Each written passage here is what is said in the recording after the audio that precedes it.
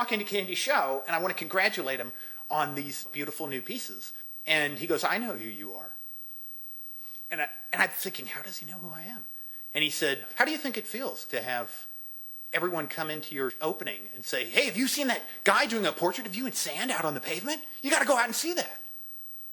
And I was just looking at him like, I didn't say, I guess it makes you feel bad. So I left and I was like, God, how do I solve this? He seems steamed. I had that idea with Jonathan Borofsky of letting him walk through it, but I didn't have that idea for Kehinde.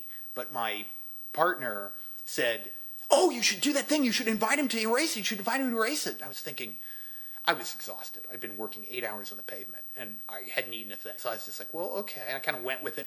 When he came out, he was looking at it like, that doesn't look like me. He was not happy. And I said, hey, why don't you come and erase it? I said, it's going to get erased by pedestrians and people who don't know me. Why don't you, please? And he looked at me suspiciously. Is this some kind of art-hate thing? No, I mean, it's going to be erased. Why not you? And he said, okay. And then we set up our cameras, and he started to walk through it, and he shuffled through it with great intent. And as soon as he was done, man, he was beaming like a light bulb. He was so happy. And I got some good pictures of that. But I said, I blew it.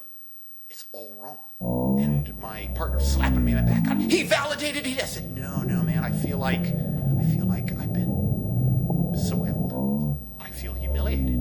He said, no. He said, he validated your work. You got him involved. This is great. And I just felt terrible.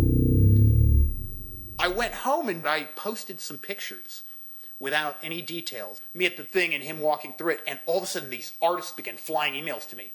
What is he doing? What was the context in which he walked through your art? And I wrote back to someone. I said, well, it's not important. He erased it. And they said, no, it's incredibly important. Because if he did this intentionally, he looks like a real asshole.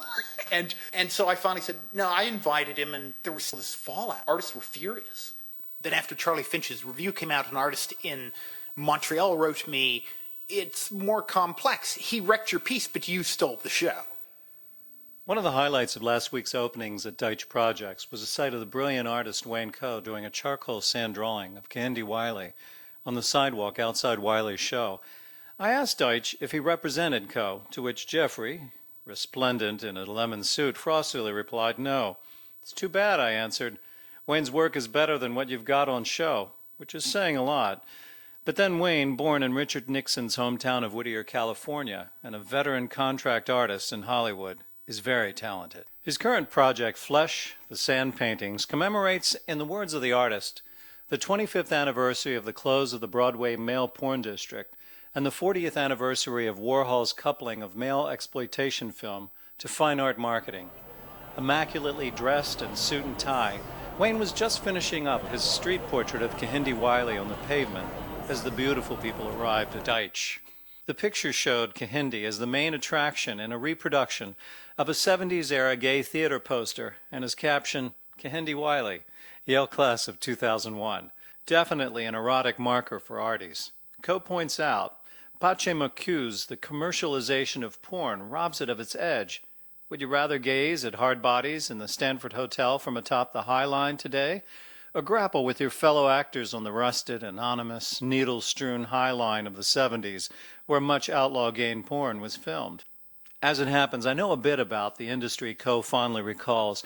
For generations, my father and his cousins owned 2 lots on West 42nd Street, which had once comprised the farm of my ancestor Abraham Finch. Being a practical attorney, my dad rented them out to gay pornsters under the logical premise that, in his words to me, it's the only way to avoid foreclosure on the property. All was hunky-dory until my cousin Eddie decided to marry Richard Nixon's daughter Tricia in 1971.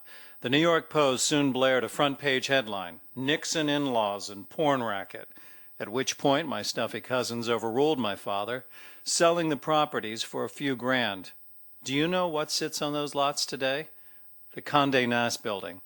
As Wayne would say, sic transit pornaya.